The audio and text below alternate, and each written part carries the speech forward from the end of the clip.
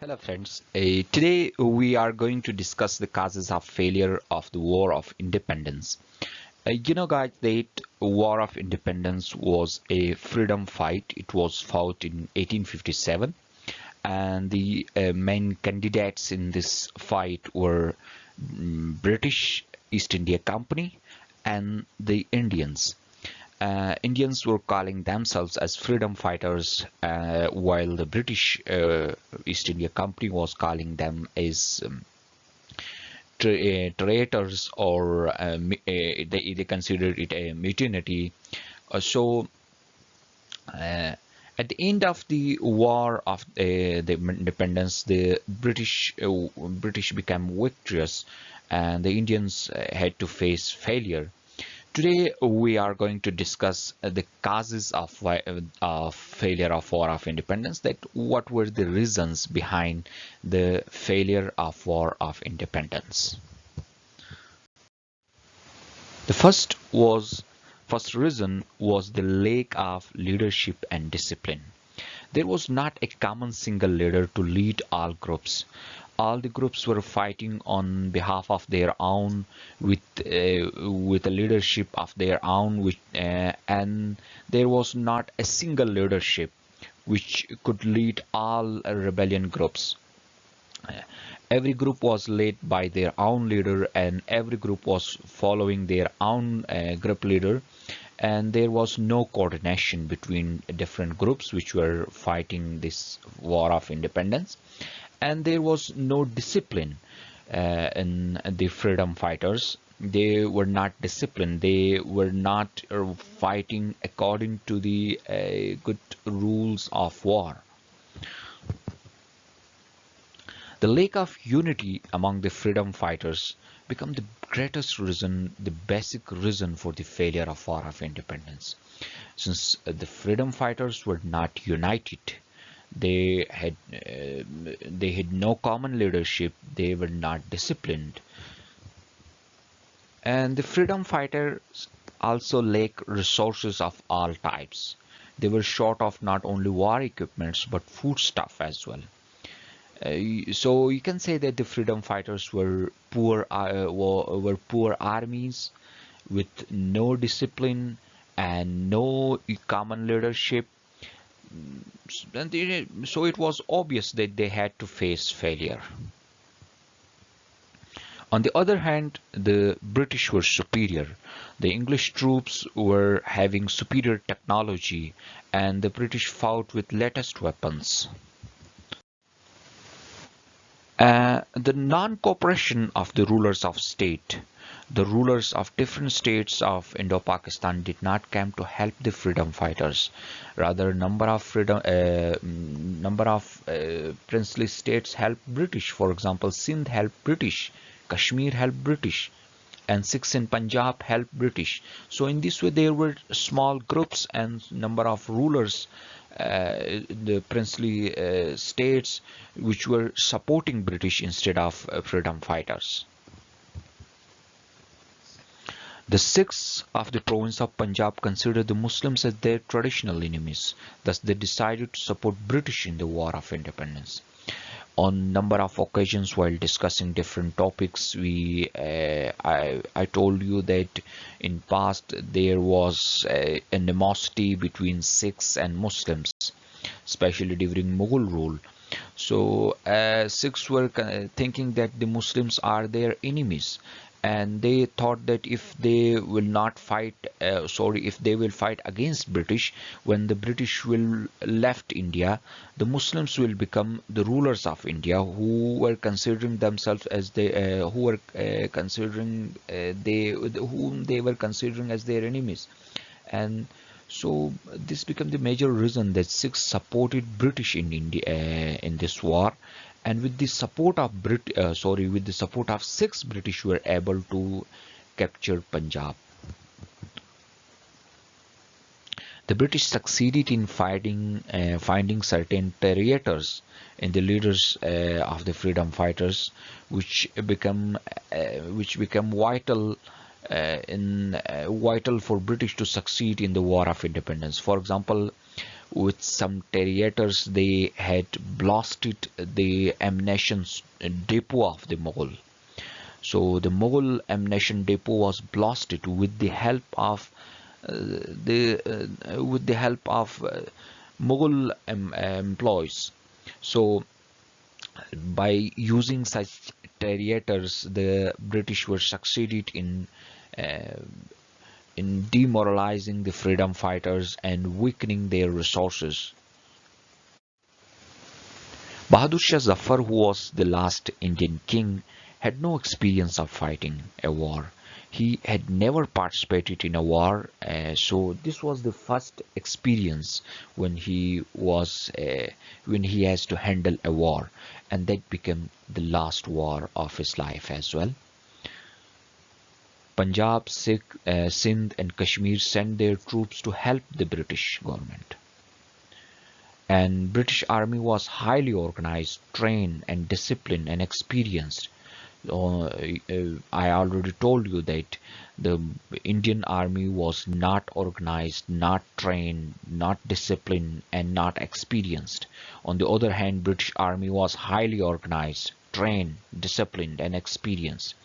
So this was a war which was fought already between an imbalanced powers. The balance of power was already tilted towards British. Hindus were not much interested in war because even if they had won the war, they would come again under a Muslim domination. Although a number of Hindus participated in this war of independence, like Jhansi of Rani, who had actively participated in this war of independence, but generally speaking, most of the Hindus were not interested in the war of independence. Uh, because they were thinking that if they won the war, again they will not become the rulers of India. The power will be shifted to the Muslims. So they were not interested and they were reluctant in participating in the war of independence. And you know that Hindus were in majority and Hindus are in majority, since the majority group had not actively participated in this war of independence. So you can say that the war was fought by a minority.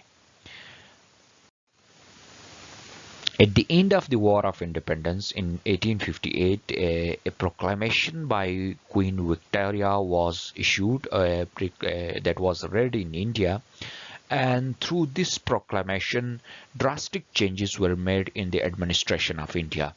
The Indian government was taken from the East India Company and was shifted under the direct control of British Crown. So, who won the war? Muslims or British? Both of them were failed, right? Muslims were failed because they were failed to kick the British out, right? And the British were failed because the company's government came to end. The British government before 1858 and after 1858 are two different types of governments. Before 1858 in India, there was the government of British East India Company. But after 1858, the British Crown became the masters of India. So the British East India Company also had to lost India. At the end of war, on the 1st November 1858, a declaration was sent to India which was read at the Royal Darbar, which was held at Allahabad in November 1st, 1858, and the proclamation was issued by the monarch of at that time. She was the Queen Victoria, and it was read at the Darbar by Lord Canning. Lord Canning was the last Governor General of India, and after this proclamation, since the office of Governor General was abrogated and the office of Viceroy of India was introduced, so Lord Canning became the first Viceroy of India. And the important features of the Queen's proclamation were: the first one was that the act led that From now onward, the India will be governed by British government. That is, the government of East India Company will come to an end. And after that, the India was transferred under British Crown. And it abolished the Board of Control and Court of Directors. Before 1858, to administer or to govern India, a board of control was set up by East India Company, and the court of directors was set up, and together they were governing the India. And after that, the board of control and the court of directors were abolished, and the post of secretary of state for India was created. So a proper ministry was made in British government to govern India. So, and the doctrine of lapse was cancelled, and the British stopped the policy of annexation. We have already discussed the doctrine of lapse while discussing the reasons of the War of Independence. This was a doctrine introduced by British East India Company, and according to this doctrine, or according to this formula, if any ruler in any princely state had no male heir, his state was annexed to the British East India Company. This became one of the reasons for the War of Independence, and after the War of Independence, the doctrine of lapse was cancelled, and the British government decided to stop the policy of annexation. And the office of Governor General was changed, and that of the Viceroy of India was introduced in place of office of Governor General. And general amnesty, pardon was granted to the rebels, except those who were directly involved in the killing of any British were not pardoned. But generally speaking, those people who were directly or indirectly involved in this War of Independence were pardoned, and they were given general amnesty. And those who were given punishments, again the punishments were not as much draconian as they were during British East India Company rule. Rather, they were slightly soft punishments, but the punishments were given to those people only who were directly involved in killing of any British personnel. So generally speaking, pardon or amnesty was given to Indians. So now can you decide who won the war? Indians also gained something, and Indians also lost something. British also gained something, and British also lost something. That's something I'm always saying, that nobody won the war, right? Only the difference is that somebody gets less losses and somebody get more losses, but both parties get lost in the war. I hope guys you like this video. Thank you for joining. Please do not forget to subscribe to the channel. Thanks for joining. Take care. Goodbye.